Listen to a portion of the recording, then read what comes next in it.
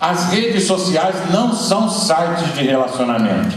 Como o nome está dizendo, elas são sociais mesmo, não digitais ou sociais. Aqui botamos uma porção de sites, né? Facebook, MySpace, Orkut, etc, Twitter. E as redes sociais não são ferramentas, né? Elas são... O cara diz assim, eu gosto muito de rede, eu tenho até um blog. Mas o que tem a ver uma coisa com a outra? É uma coisa boa para a gente conversar, né? O blog é um instrumento de publicação pessoal, não tem nada a ver com rede. Agora, se você falar, a blogosfera tem a topologia de uma rede, aí é verdade. A blogosfera, porque você pode eliminar um blog e não elimina a blogosfera, você não consegue. A blogosfera sim. Mas ela não é uma rede social também. Por quê? Porque ela é um conjunto de mecanismos de publicação. Claro que as pessoas estão por trás, mas em si a rede são essas pessoas que estão conectadas, não a blogosfera. Entenderam? Quer dizer, porque o cara coloca um negócio na chamada rede, na internet, tem lá um site, um blog, um portal, não quer dizer que seja rede. Redes são mecanismos, não são ferramentas. Redes são pessoas usando mecanismos que podem ser mais interativos e facilitam, portanto, a netweaving de estruturas distribuídas. Blogosfera. Tem algumas plataformas interativas que são mais adequadas para fazer o netweaving de redes sociais. Por exemplo, aqui tem algumas. O Ning, o Elb, Noosfero. O Drupal não é bem, né? É um ambiente mais de programação, o WordPress, mas agora me falaram que tem uma outra que está surgindo aqui no Brasil.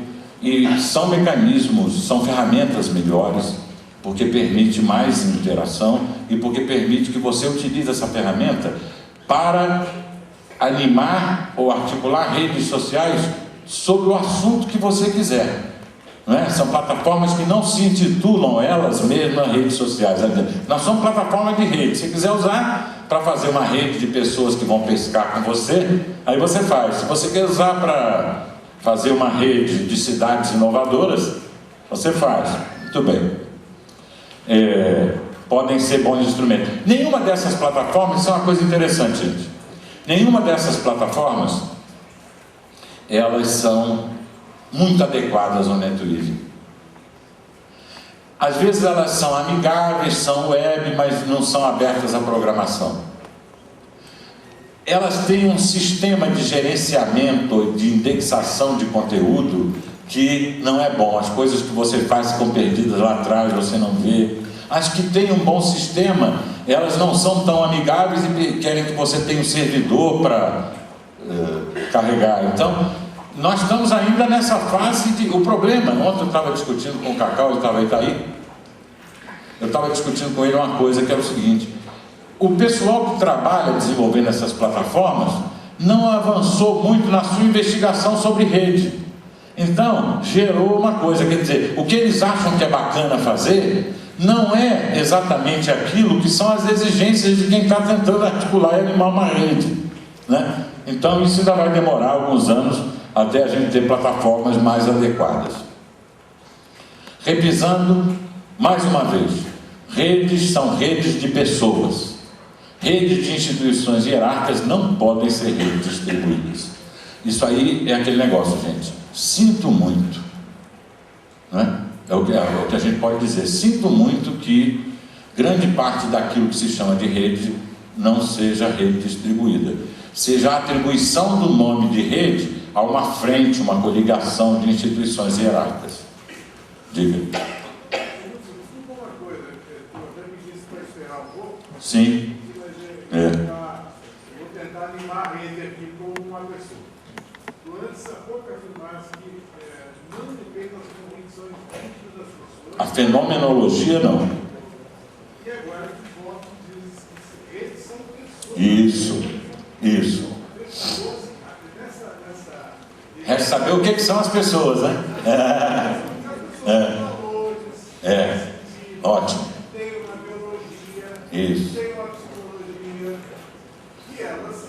Então, o que ele está dizendo é o seguinte: se eu digo que redes são pessoas, como é que a fenomenologia não depende daquilo que está dentro das pessoas? Resumindo, é isso que você coloca. Pois é, mas é preciso ver o que é pessoa. Quando a gente fala pessoa, a gente não está falando do indivíduo, aquela abstração da estatística, da ciência econômica, que na verdade não existe. O indivíduo não é um ser humano. O ser humano é a pessoa. A pessoa já é aquele ser individualizável, mas que se constitui na relação com outras pessoas.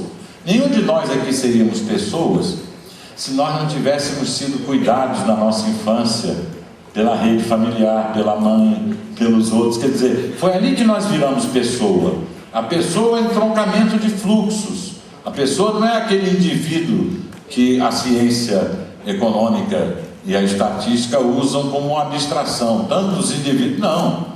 Ela é sempre alguém integrado num determinado meio. Para ser um ser humano, ela teve que passar por esse processo de integração. Mesmo assim, permanece válido aquilo. A cooperação não depende dos valores e das convicções que estão na cabeça das pessoas. Ela depende do padrão de organização que essa pessoa está compartilhando ou está envolvida. Diga. Só complementando, Sim. a pessoa hoje é caracterizada como pessoa física ou jurídica. É bacana até lembrar. A tal da pessoa jurídica não é pessoa de jeito nenhum, viu, gente? A tal da pessoa jurídica, ela não é, em geral, a pessoa jurídica é uma hierarquia, é uma estrutura de comando e controle.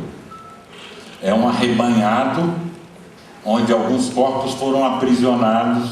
Bom, depois a gente conversa. Então tá aí. A pessoa é diferente do indivíduo. Você fez a pergunta antes dessa.